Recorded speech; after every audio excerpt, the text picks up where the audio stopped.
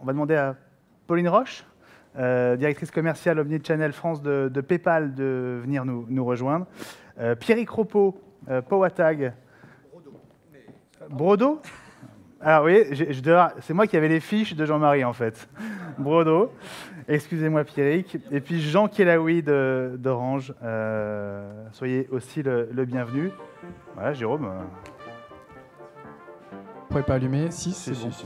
Bien, rebonjour à tous. Effectivement, on a parlé de beaucoup de sujets aujourd'hui. On va terminer cet après-midi en parlant de paiement mobile. On va parler de l'équipement de l'utilisateur, de l'équipement des marchands. Puis on va essayer de s'interroger aussi sur ce que peut faire peut-être de nouveau le mobile en matière de paiement, de choses plus innovantes avec des cas clients. Alors peut-être on va commencer par un premier tour de présentation. Pauline, les dames d'abord. Bonjour. Pauline Roche, bonjour. Alors vous êtes en charge du marketing omnicanal chez PayPal France. Vous êtes directrice commerciale omnicanal de PayPal France. PayPal, on ne le sait pas forcément, mais vous êtes mobile first, parce que vous avez commencé en étant une solution pour payer ses potes sur Palm Pilot, c'est ça, je crois, la traduction exacte. Donc vous avez commencé sur les mobiles. Tout à fait. Le mobile est clairement dans l'ADN de PayPal, puisque, comme vous l'avez dit, PayPal, à la base, c'est le paiement entre Palm Pilot. Donc, on était mobile avant l'arrivée du mobile. C'était un autre siècle, même un autre millénaire, si je ne me trompe pas. C'est ça. C'était en 98. On a été créé en 98 sur ce principe-là. Et PayPal, en fait, ça veut dire paiement entre potes. Donc, c'était vraiment le mobile avant le mobile, on va dire. Après, on a décliné ça sur le desktop. Puis, le retour au mobile depuis maintenant plusieurs années, puisqu'on dit que le mobile, c'est cette année qu'il a émergé. Mais nous, on a déjà fait 27 milliards de dollars de transactions sur le mobile en 2013. Donc le mobile, c'est déjà maintenant. Et avec une très très forte croissance. Je crois que ce chiffre d'affaires a doublé d'un an sur l'autre. Exactement. On a fait 100%, 99% pour être exact. On aurait bien aimé pouvoir communiquer sur 100%, mais c'est 99% de croissance versus 2012 et une croissance qui s'annonce encore plus forte pour cette année. Et on rappelle quelques chiffres au niveau global. C'est plus de 150 millions de wallets dans le monde, c'est ça ? 157 millions d'utilisateurs actifs dans le monde. 6 millions en France, donc c'est un vrai succès et ça continue à vraiment bien progresser, donc on est très contents. Et encore des liens très forts avec eBay ou vous êtes en train de divorcer ? L'annonce a été faite donc il y a maintenant un mois. eBay et PayPal entreront en bourse dans le courant de l'année 2015 séparément. Donc c'est une grosse révolution pour PayPal, mais c'est vrai qu'on va rentrer chacun sur son propre domaine de compétences, eux le e-commerce et nous le paiement. Donc ça va être un gros changement. Très bien, et on reviendra dans un instant sur vos nouveautés, avec je crois une nouveauté annoncée hier en matière de paiement mobile. J'ai reçu un communiqué, on va en reparler dans un instant. À votre droite, Pierrick Ropeau. C'est bien ça, qui remplace Stéphanie Vermiche. Donc vous êtes en charge, vous êtes Senior Business Dev Manager de Powatag. Alors je ne sais pas si tout le monde vous connaît. C'est un spécialiste du web commerce qui aujourd'hui prend le virage du mobile. Comment est-ce qu'on pourrait vous présenter ? Comme un vrai partenaire. On est là pour dynamiser, faciliter le business de nos partenaires. Clairement, aujourd'hui, c'est transformé... Vous veniez du web commerce, c'est ça ?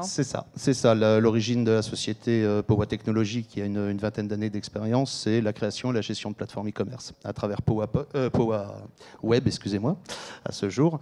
Et effectivement, notre idée, notre arrivée sur le marché, c'est accompagner toutes les enseignes, toutes les marques, tous les retailers à donner une puissance, une plus-value directe de tout acte de communication, visibilité ou audibilité, à travers une capacité transactionnelle immédiate. Et notamment au travers d'une application mobile aujourd'hui. Une application mobile, tout à fait. Si on parle de tag, c'est que j'imagine qu'il doit y avoir un lien avec les codes 2D. Voilà, du tag visuel, du tag audio, du touch to buy, sur l'animation de la mobilité. On en parlait beaucoup tout à l'heure.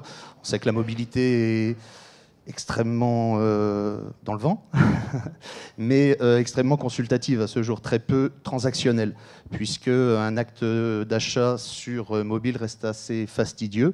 Via Powatag, aujourd'hui, on peut l'assumer en 2 clics. Et vous allez nous expliquer ça dans quelques instants.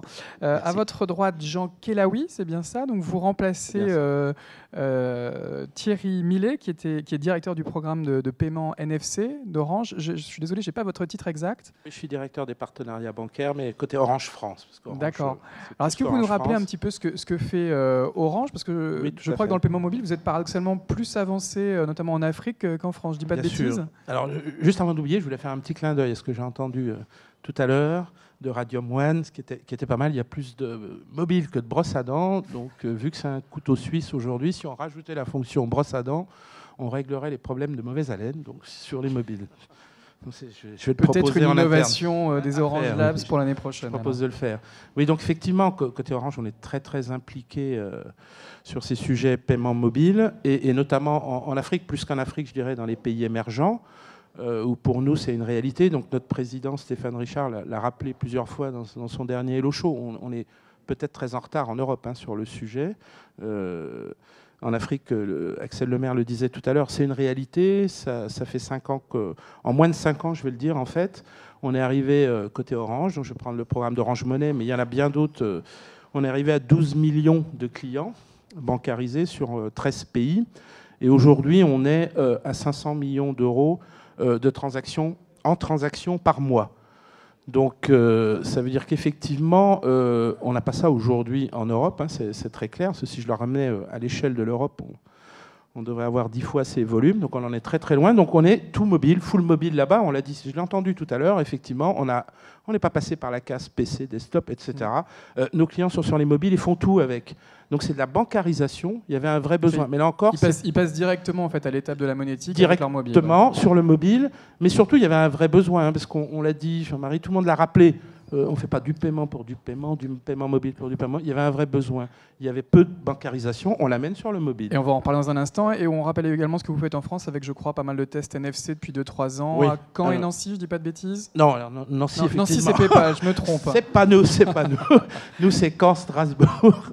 Beaucoup, donc c'est deux villes. C'est pour ça. Mais maintenant, voilà, c'est la même région.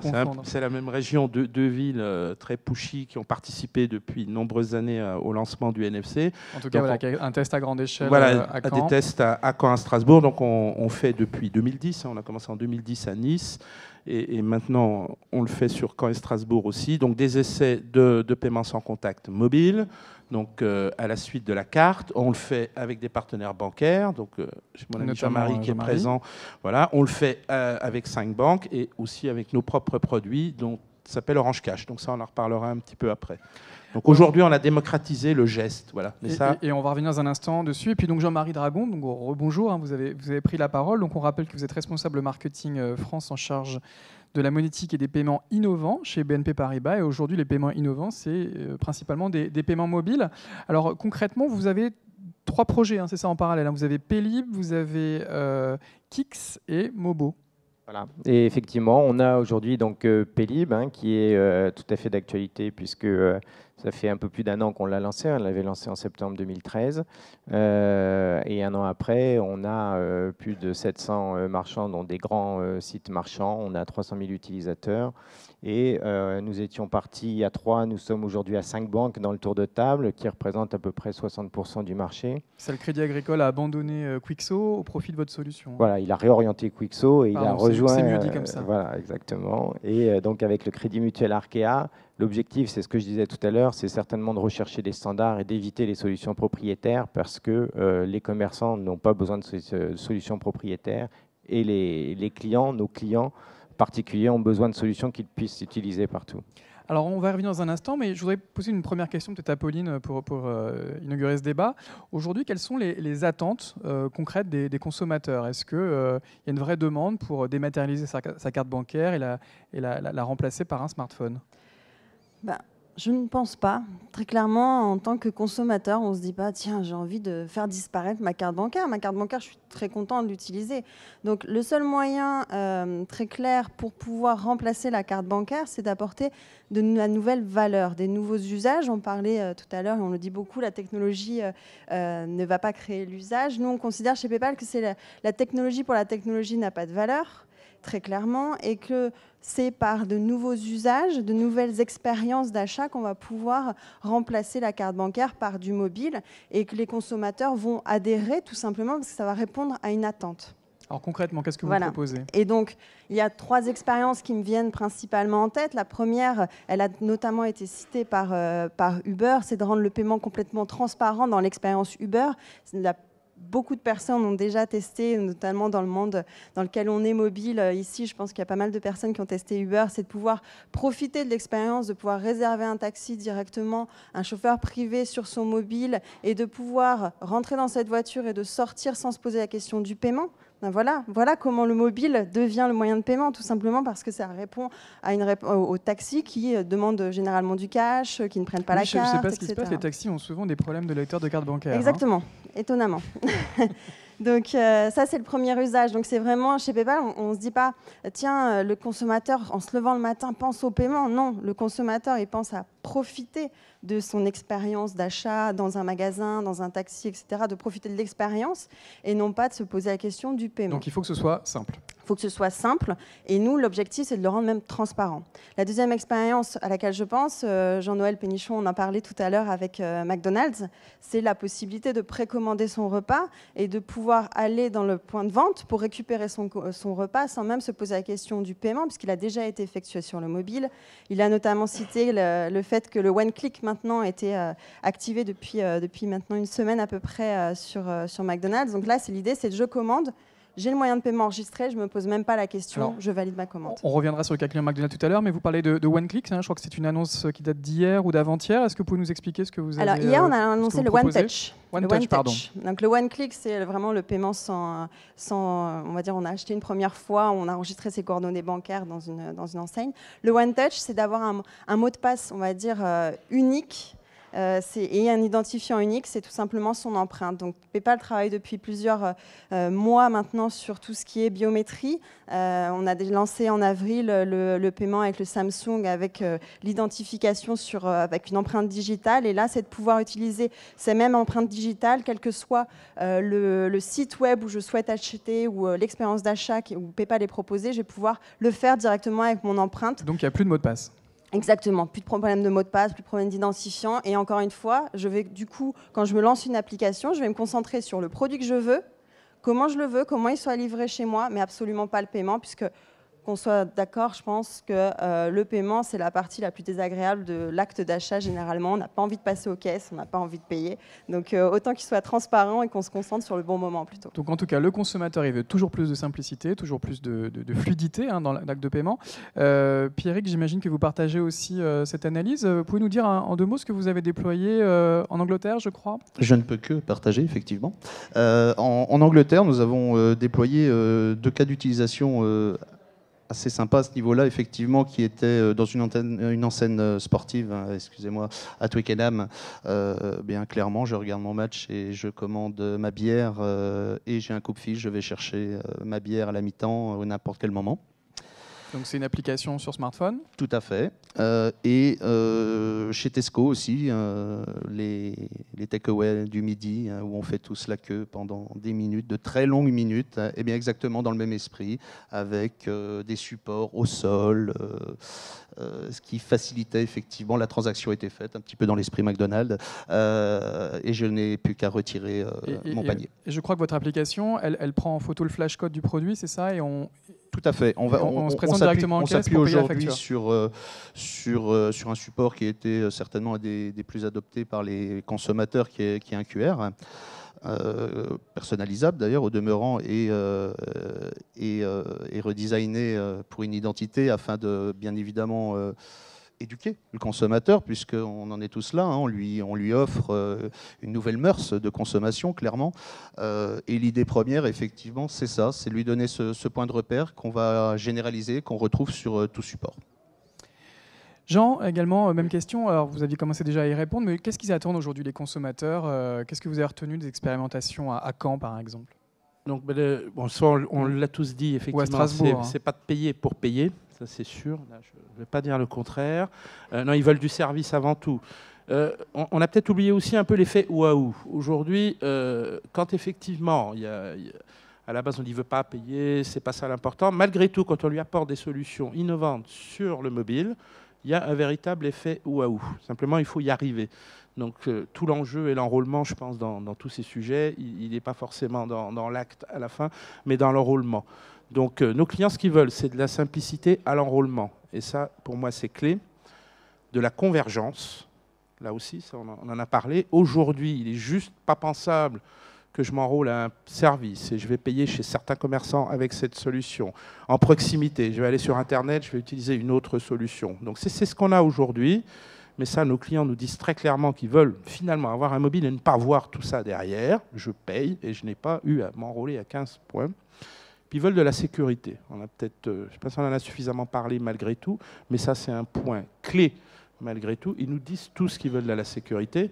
Donc là, je dirais, là encore, pour peut-être rappeler, on l'a dit tout à l'heure, sur ces sujets-là, on est très en avance en France. Hein. La carte bancaire, elle vient de chez nous, etc. Donc tout ce qu'on fait, c'est vrai qu'on travaille avec carte bancaire et se rappeler que aujourd'hui, donc on attend des annonces comme quoi, je dirais Apple, qui a une magnifique solution Apple Pay, on en parlera. Il n'y a pas de souci sur le sujet, à inventer tout ça, sécurise les paiements, oui, aux US. Oui, aux US, mais en France, concrètement, on a un niveau de sécurité et on se tient à cœur de préserver cette sécurité. Donc ça, c'est les 3 éléments clés pour nos clients aujourd'hui. Jean-Marie, est-ce que le consommateur, il n'est pas un peu schizophrène en voulant à la fois toujours plus de simplicité et toujours plus de sécurité? Est-ce qu'on peut faire face à cette double problématique facilement? Ça, c'est notre job. Et c'est effectivement, c'est le consommateur, il n'est pas schizophrène, c'est nous qui le sommes, en fait, quand on réfléchit au parcours client. Et on l'est de plus en plus parce qu'effectivement, les outils maintenant et les habitudes, il faut aller vite, il y a le temps réel, etc., nécessitent beaucoup, beaucoup de fluidité. Et en même temps, on sait bien que les technologies de fraude évoluent au moins aussi vite que les technologies, parfois même pour certains avec un petit coup d'avance. Et donc, c'est ce combat permanent qu'on a. Et effectivement, c'est un sujet vraiment quotidien qui n'est pas celui de chaque acteur, mais de tous les acteurs ensemble, de façon à ce qu'on puisse conserver dans ce nouveau type de commerce tout son potentiel de développement et tout le service qu'il peut apporter. Mais si c'est schizophrénique de se dire le client, il doit faire très simple et en même temps, on voit bien toutes les technologies, toutes les techniques qui sont utilisées pour contourner en fait les devices, les scores, les pratiques, etc. Et donc, on doit effectivement sécuriser ça. Sinon, de toute façon, on peut arrêter de parler du m-commerce si jamais on n'apporte pas ça à nos clients. Alors, Benjamin nous le disait en introduction, le lancement d'Apple Pay a un petit peu réveillé ce marché qui existe depuis une bonne quinzaine d'années, si je ne dis pas de bêtises. Pauline, chez PayPal, quel regard vous portez sur cette solution? Est-ce que vous la regardez d'un bon œil? Alors, le marché du paiement a toujours été très dynamique. Il y a Apple Pay cette année, il y a eu beaucoup de lancements dans les dernières années. Nous, on se concentre vraiment, on a 15 ans maintenant, donc c'est jeune par rapport à BNP Paribas probablement, mais c'est quand même 15 ans de recherche et 15 ans à construire une infrastructure très sécurisée, une base de consommateurs qui est très active et très fidèle à PayPal, un service client aussi de qualité. Donc tout ça a mis 15 ans à se mettre en place. Et notre domaine de cible et cœur, on va dire, de notre activité, on se concentre sur ça. On a un regard neutre sur Apple Pay et très clairement, les nouveaux arrivants permettent de dynamiser toujours de plus en plus le marché et de faire avancer les choses. Pierrick, un mot sur Apple Pay, ça démocratise le paiement mobile ou c'est une menace? Ça démocratise obligatoirement. Quand un géant comme Apple lance un produit sur un marché ciblé, forcément tout le monde en profite. Si demain Nike sort une nouvelle paire de baskets révolutionnaire, ça va forcément tirer tout le monde. C'est des gens, oui, c'est une locomotive et on travaille tous ensemble, c'est bien. Jean, j'ai remarqué qu'aux États-Unis, ils ont un petit peu oublié les opérateurs dans leur écosystème Apple Pay. Oui, mais je pense que ça sera pareil ici. Je pense que c'est pas l'enjeu. Apple a construit, je suis d'accord, c'est 15 ans, c'est 2007 à Apple, mais a construit un écosystème propriétaire dans lequel effectivement ils maîtrisent de A à Z toute la chaîne. Donc ils peuvent développer des produits et il n'y a pas de souci. Et c'est d'ailleurs un beau produit. Nous, ce qu'on retient de notre côté, c'est effectivement ça dynamise le marché. Et si je vois dans la presse qu'Apple a inventé le paiement NFC, je le vis parfois mal personnellement parce que j'étais là en 2004.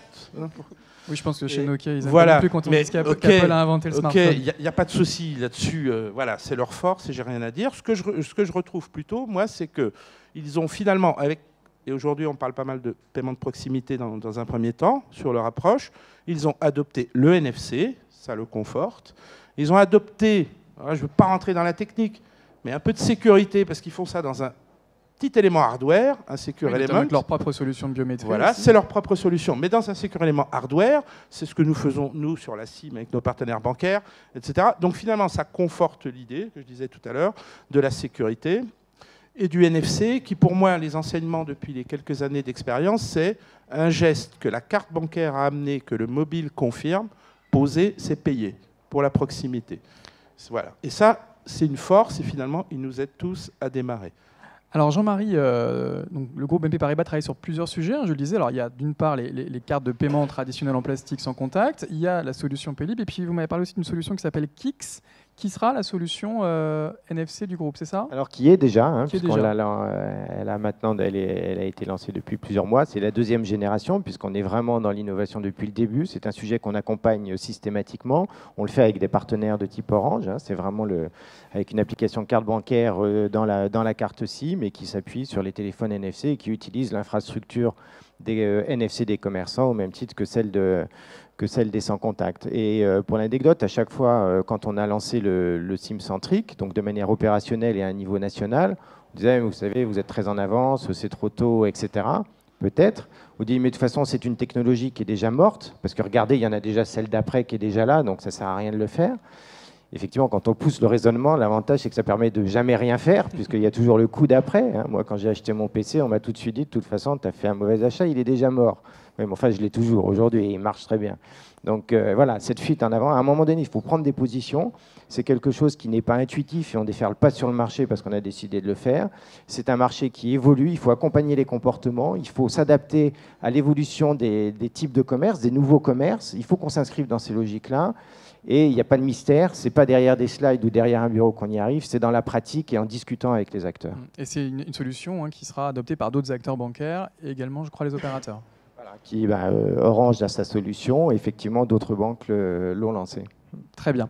Alors on a fait un petit peu un point sur l'équipement de l'utilisateur. En parlons aussi de l'équipement des commerçants, parce qu'il y a eu beaucoup aussi d'innovation ces dernières années. Chez PayPal, quel regard vous portez sur la caisse enregistreuse? Est-ce qu'elle a vocation à être remplacée par un smartphone, une tablette? Je crois qu'aux États-Unis, vous avez cette petite solution qu'on branche sur son smartphone, sa tablette pour recevoir les lectures de cartes bancaires. Mais quelle est votre vision sur ce marché? Encore une fois, PayPal va plutôt se concentrer sur qu'a besoin le marchand ou le commerçant dans son point de vente physique. Pour les grandes chaînes, ils ont des systèmes de caisse qui sont très approfondis, très poussés, avec lesquels on a fait des partenariats. On est en partenariat par exemple avec Micros qui fait des systèmes de caisse. Et je considère que le mobile ne va pas pour l'instant remplacer ces systèmes de caisse très robustes. On va plutôt s'intégrer dans ces systèmes de caisse. Par contre, pour les PME, parce que la solution qu'on a lancée aux États-Unis, qui s'appelle PayPal Here, et au UK également, est principalement à destination des PME qui vont pouvoir justement accepter les paiements par carte bancaire, qui sont le paiement préféré quand même en offline, avec leur smartphone ou leur tablette. Puis une solution particulièrement nomade. Oui, exactement. Donc là, ça va être le plombier, même sur les marchés, etc. Donc là, ça va être. C'est une solution de complément ou elle peut vraiment s'imposer à plus grande échelle? Au UK et aux US, c'est vraiment à grande échelle, mais principalement quand même destiné sur le marché des PME. Pour le marché français, on n'a pas prévu de le lancer pour le moment. Pierrick, chez Powa, vous travaillez aussi sur des solutions de caisse, des TPE, des terminaux de paiement électroniques Tout à fait, oui. C'est un des spectres de Powa Technologies à travers Powa POS. Je dirais qu'aujourd'hui, principalement, voilà, c'est écouter ce que nous disent les marchands. On est des vendeurs, on n'est pas des caissiers. On passe beaucoup de temps en caisse, donc effectivement, on peut apporter quelque chose là-dessus. Les ruptures de stock, les magasins fermés, on a des vitrines, autant en profiter. Tout ça, ce sont des points sur lesquels, oui, la mobilité a sa place. Jean, chez Orange, beaucoup de commerçants aujourd'hui ont besoin d'une connexion cellulaire ou d'une connexion téléphonique pour voir le paiement s'effectuer. Quel regard vous portez aussi sur cette mutation de la caisse enregistreuse? Oui, alors, je pense qu'il ne faut pas qu'on mélange plusieurs points. Effectivement, les commerçants aujourd'hui ont leur propre système d'encaissement. Et je pense que là encore, je réinsiste sur le fait qu'ils sont hautement sécurisés dans nos métiers et que l'idée, ce n'est pas forcément de venir plugger à la place un mobile qui va tout faire. C'est absolument pas ça. Donc il y a des besoins très clairement identifiés de mobilité, très clairs. toute une partie de commerçants qui aujourd'hui n'ont pas de solution, ne vont pas se balader forcément avec des TPE qui en plus coûtent parfois cher, parce que etc., ne vont pas se déplacer. Donc dans ce cadre-là, effectivement, on a une offre de paiement sur mobile. BNP en a une. Je pense que toute la place aujourd'hui a des offres. Donc ils vont permettre, dans certains cas, d'accepter facilement avec des paiements de type carte avec un mobile.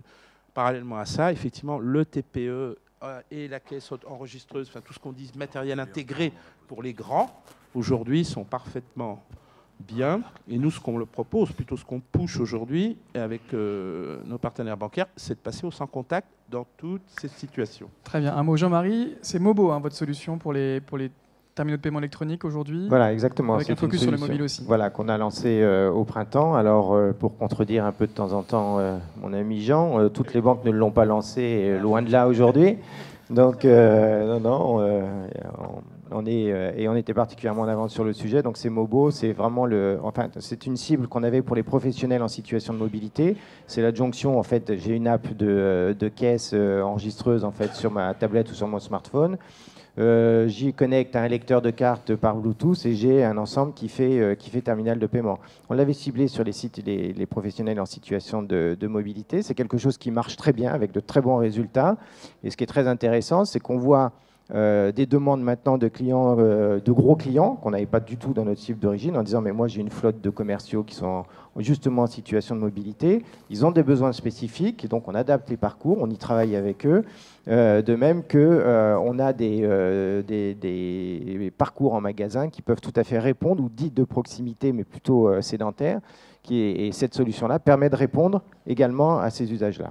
Très bien, alors on approche de la fin de cette table ronde, on va parler des nouveaux usages que permettent les paiements mobiles. Alors je crois qu'avec l'expérimentation qu'a menée PayPal à Nancy, vous avez découvert des choses formidables qu'on pouvait faire avec un mobile. On va bien plus que payer une transaction, on va pouvoir aussi attirer des clients sur un service. Est-ce que vous pouvez revenir sur ces 2-3 cas concrets ? Complètement. Donc à Nancy, en fait, on a lancé un pilote au mois de septembre avec pour principe, pour cœur d'activité, l'application PayPal. Donc vous êtes dans la rue, vous avez l'application PayPal et vous allez pouvoir découvrir des lieux de shopping autour de vous qui acceptent PayPal. Et très simplement, en fait, soit précommander si c'est plutôt un fast-food, donc à l'expérience un peu McDonald's, mais là dans tous les indépendants qui acceptent PayPal. Alors, je crois que dans le cas de McDo, par exemple, ça a été quel avantage pour une hausse du panier d'achat, c'est ça ? Alors, Jean-Noël Pénichon, lors d'une autre conférence, a exprimé une augmentation de son panier d'achat dans l'application McDonald's, pas dans l'application PayPal pour McDonald's. En tout cas, le fait de pouvoir prépayer son repas fait qu'on achète plus. Tout à fait, parce qu'il y a moins la pression des personnes derrière vous qui attendent, etc. Donc on va plus commander. L'une des innovations qui a été phare pour Nancy, c'est notamment l'addition sur mobile. En fait, si vous connaissez le sketch de Muriel Robin de l'addition, où on a du mal à partager l'addition, à savoir qui a consommé quoi, et bien en fait, tout simplement, quand vous rentrez dans le restaurant, vous allez pouvoir dire au serveur que vous voulez payer avec PayPal. Il va vous donner un numéro que vous enregistrez sur votre téléphone, et en fait, votre addition va directement, et tous les produits que vous consommez, arriver sur votre mobile. Et à la fin, en fait, vous allez pouvoir partager entre les convives, ou choisir de tout payer, bien entendu, si vous êtes généreux, ou de choisir uniquement les produits que vous avez consommés et de payer avec votre mobile. Donc, fini un peu le sketch du partage entre convives, on profite du moment, et surtout, on évite d'appeler le serveur pour qu'il amène l'addition. Ensuite, on l'appelle pour qu'il amène le TPE, et ensuite, il l'amène finalement. Donc, c'est un gain de temps aussi pour le commerçant. Ça veut dire une meilleure rotation peut-être de ses clients ? Exactement, c'est l'objectif. C'est toujours, chez PayPal, on met l'humain au cœur de notre système. Donc, c'est apporter du service aux consommateurs et aussi aux enseignes, puisque c'est un écosystème quand même tripartite pour PayPal, puisqu'il y a les partenaires, les consommateurs et les marchands, les enseignes, et on souhaite apporter de la valeur à toute cette chaîne de consommation. Et la disparition du cash, c'est pas un problème pour certains commerçants ? Ça n'a pas été relevé, au contraire. Au contraire, certains commerçants ont au début tiqué un petit peu là-dessus, mais au final, ils nous ont dit ça simplifie nos remontées de caisse, c'est beaucoup plus simple, on traque tout. Y a moins de fraude, moins de risque peut-être aussi sur certains... Exactement. Donc en fait, le black n'est pas fini. PayPal ne va pas tout de suite remplacer l'intégralité du cash. On est rassurez-nous, vous restez au Luxembourg. Nous restons au Luxembourg. Très bien. Chez Powatag, également des gains grâce à ce type de solution concret chez les marchands ? Oui, tout à fait. Oui. Écoutez, à travers le Drive to Store, bien évidemment, déjà, la capacité de pouvoir acheter en in-store un produit qui n'est pas là, physiquement. Une extension de gamme, donc, hein, on connaît les problématiques de stock. Il y a des chiffres, par exemple, chez Tesco, vraiment plus de business et le gain de temps, j'imagine, en caisse pour ceux qui utilisaient votre solution? Ah bah écoutez, je crois qu'ils étaient sur un temps d'attente à plus de 10 minutes. Ce qui est long. Ce qui est long, mais à midi, il y a surtout en Angleterre, ils sont, voilà, ils sont passés à 2,30. D'accord. Sur le parcours d'achat. Donc c'était très intéressant à ce niveau-là. Jean, également, rapidement un mot de conclusion sur... parce que je vois que Benjamin est pressé, on est un petit peu en retard. Tu me vois venir, hein. Encore une minute. Oui, je vais conclure quand même en présentant très brièvement le produit Orange Cash. Donc on a lancé du même type que Kix, un produit sur SIM mais qui permet de faire du paiement sans contact. Donc bien sûr, il permet de faire du paiement de proximité. Il permet aussi de faire du paiement sur Internet grâce à une technologie de carte virtuelle. Donc ça, c'est la première chose que nous demandent nos clients. Et il peut faire bien plus que du paiement. Et il fera de la fidélité. Et donc ce que je voulais rajouter, effectivement, du CRM, de la fidélité du CRM. Et on a oublié un autre aspect qui est le multiservice. Nos clients aussi, là j'aurais même dû commencer aussi par ça. Le paiement, alors au-delà du fait qu'on veut l'oublier et qu'on veut du service autour, sur le mobile, ils veulent du multiservice. Donc ils veulent aussi faire du transport, aussi mettre leur carte Navigo ou à côté, aussi leur carte de fidélité, et ça c'est un des aspects aujourd'hui qui est très important pour nous, côté opérateur Orange, effectivement, ce qu'on veut c'est aussi proposer tous ces services dématérialisés. Parce que le client ne comprend pas d'avoir encore 3 cartes d'un côté, un mobile de l'autre. Donc ça c'est aussi un gros enjeu, et on travaille avec des acteurs comme la SNCF, RATP, voilà, c'est ça aussi l'avenir de ces dématérialisations de services, pas que le paiement. Même si et je rappelle que le patron de Docomo disait que son rêve c'était de vider les poches de ses clients. J'ai jamais su si c'était au sens propre ou au sens figuré. En tout cas, merci à tous les 4 pour vos témoignages. Et Benjamin, je te rends le... Merci Jérôme, merci à tous les 4.